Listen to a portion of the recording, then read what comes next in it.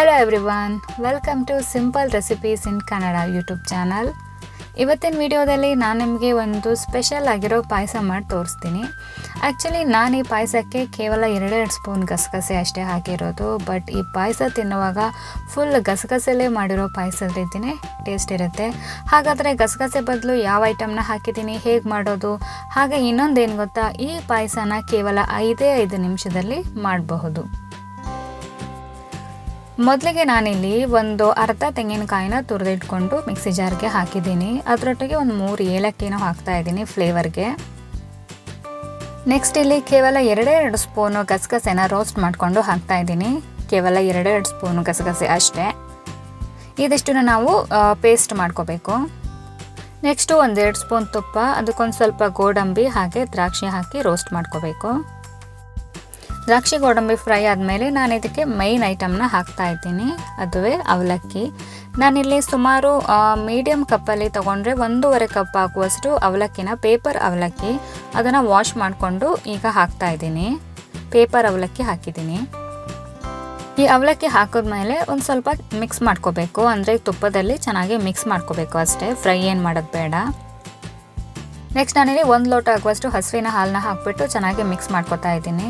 ನಾವು ಇದಕ್ಕೆ ಹಾಲಿನ ಪುಡಿ, ಕಂಡೆನ್ಸ್ಡ್ ಮಿಲ್ಕ್ ಏನೂ ಹಾಕೋದು ಬೇಡ, ಯಾಕಂದರೆ ಕಾಯಿ ತುರಿನ ಮಿಕ್ಸಿಗೆ ಹಾಕಿರ್ತೀವಲ್ವ, ಹಾಗೆ ಗಸಗಸೆ ಇರುತ್ತೆ ಅಲ್ವಾ, ಅದೇ ನಮಗೆ ಒಳ್ಳೆ ರಿಚ್ ಫ್ಲೇವರ್ನ ಕೊಡುತ್ತೆ, ಟೇಸ್ಟು ಕೂಡ ಚೆನ್ನಾಗಿರುತ್ತೆ. ಇವಾಗಿನ ಗಸಗಸೆ ರೇಟಲ್ಲಿ ಗಸಗಸೆ ಪಾಯಸ ಮಾಡೋದೇ ಒಂದು ಕನಸಾಗಿರುತ್ತೆ.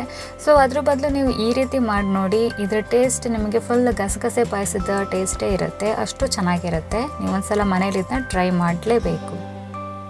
ನೆಕ್ಸ್ಟ್ ಇದಕ್ಕೆ ಹಾಲು ಹಾಕಿದ್ಮೇಲೆ ಇದೊಂದು ಸ್ವಲ್ಪ ಕುದಿ ಬರಬೇಕು. ನೀವೀಗ ನೋಡ್ತಿದ್ದೀರಲ್ಲ, ಇಷ್ಟು ಕುದಿ ಬಂದರೆ ಸಾಕು. ಈಗ ನಾನು ಇದಕ್ಕೆ ಕಾಯಿ ತುರಿ ಗಸಗಸೆ ಪೇಸ್ಟ್ನ ಹಾಕ್ತಾ ಇದ್ದೀನಿ. ಇದನ್ನು ಹಾಕಿಬಿಟ್ಟು ನಿಮಗೆ ಕನ್ಸಿಸ್ಟೆನ್ಸಿಗೆ ಎಷ್ಟು ನೀರು ಬೇಕು ಅನ್ಸುತ್ತೋ ಅಷ್ಟು ನೀರನ್ನ ಹಾಕಿ ಚೆನ್ನಾಗಿ ಮಿಕ್ಸ್ ಮಾಡ್ಕೊಂಡ್ರಾಯ್ತು. ಹಾಗೆ ಇದು ಕೇವಲ 5 ನಿಮಿಷದಲ್ಲಿ ಮಾಡಬಹುದು. ಇದಕ್ಕೆ ಮುಂಚಿತವಾಗಿ ಬೇಯಿಸ್ಬೇಕಂತ ಆಗಲಿ ಅಥವಾ ಯಾವ ಪ್ರೊಸೀಜರು ಇಲ್ಲ ಅಲ್ವಾ, ಪಟಾಪಟ್ ಅಂತ ಮಾಡಿಬಿಡ್ಬೋದು. ನಾನಿಲ್ಲಿ ಸಿಹಿಗೆ ಬೆಲ್ಲ ಹಾಕಿದ್ದೀನಿ, ನೀವು ಸಕ್ಕರೆ ಕೂಡ ಯೂಸ್ ಮಾಡ್ಬೋದು. ಸಕ್ಕರೆನ ಯೂಸ್ ಮಾಡಿದ್ರೆ ನಿಮಗೆ ಪಾಯಸ ತುಂಬ ಬಿಳಿಯಾಗೆ ಬರುತ್ತೆ, ಚೆನ್ನಾಗೇ ಬರುತ್ತೆ.